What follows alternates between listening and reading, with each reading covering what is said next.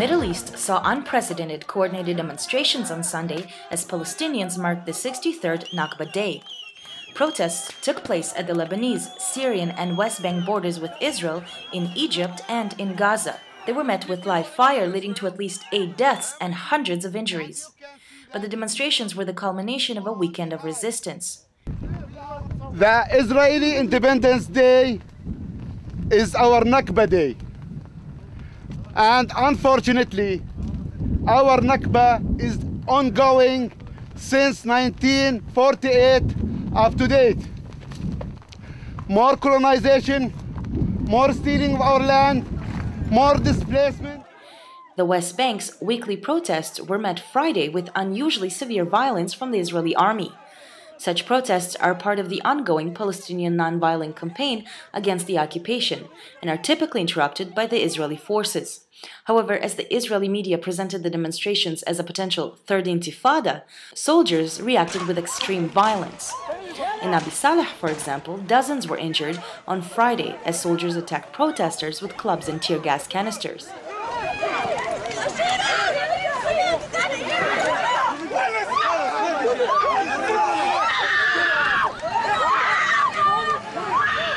Jerusalem, the army shut down the Palestinian neighborhoods of Isawiya, Ras Salamud and Silwan, which have become the unrelenting target of settler campaigns in recent years. Milad Said Ayesh, a 17-year-old Palestinian, was killed during the clashes with the army. On Saturday, during his funeral, the army once again closed off many Palestinian East Jerusalem neighborhoods, and undercover, plainclothes officers were seen arresting Palestinians throughout the city.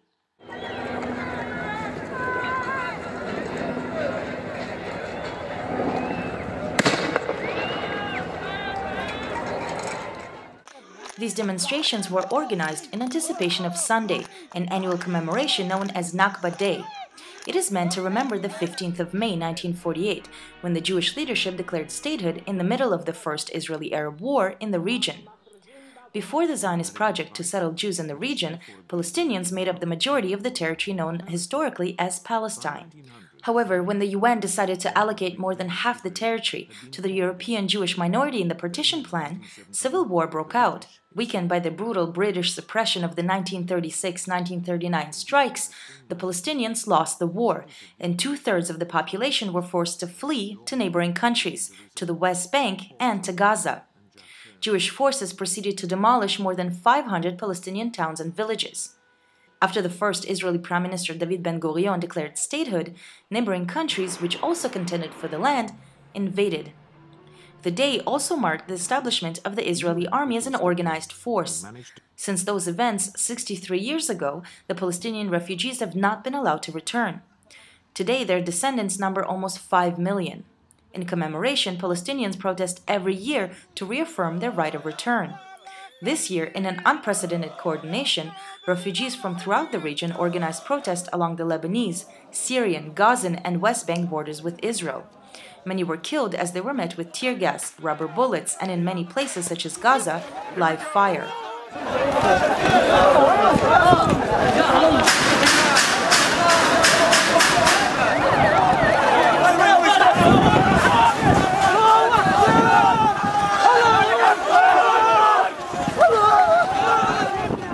Along the Lebanese border, thousands marched towards Israel. At the same time, Palestinian citizens of Israel marched from the other side towards Lebanon. On both sides, the Israeli and Lebanese forces prevented them from reaching the border, leading to 4 casualties. And we can hear the gunshots now as we are speaking, Natavi, and we're talking about a very close distance. This is probably a kilometer or even less far from where we are. When this all happened, the protesters came back and the organizers canceled the event, ambulances all over. But Syrian protesters managed to cross the border and poured en masse into the Golan Heights village of Majd al-Shams. الله محييك الله محييك الله بدك حب الديك حب الديك حب الديك شوف الله محييك الله محييكم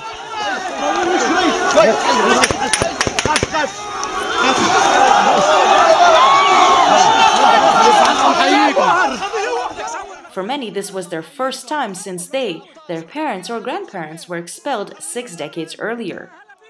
The Israeli army opened fire on the demonstrators and killed 4.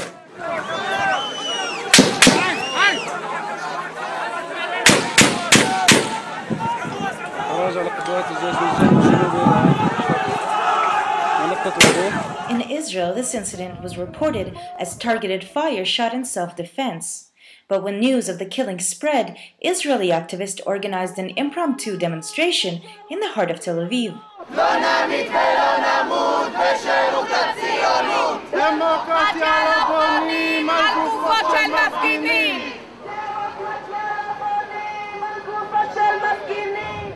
In the West Bank, 2 major protests were organized at the border village of Al-Walasha and in the refugee camp of Qalandiya. People marched to the location of their old village. When they arrived there, troops attacked them using tear gas and batons, arresting 4 civilians, among them Dr. Mazen Kumsiya. In Qalandiya, the Palestinian Medical Relief Society reported at least 37 serious injuries, with 7 hospitalizations. After 4 hours of demonstrating, the army decided to disperse the crowd using live ammunition.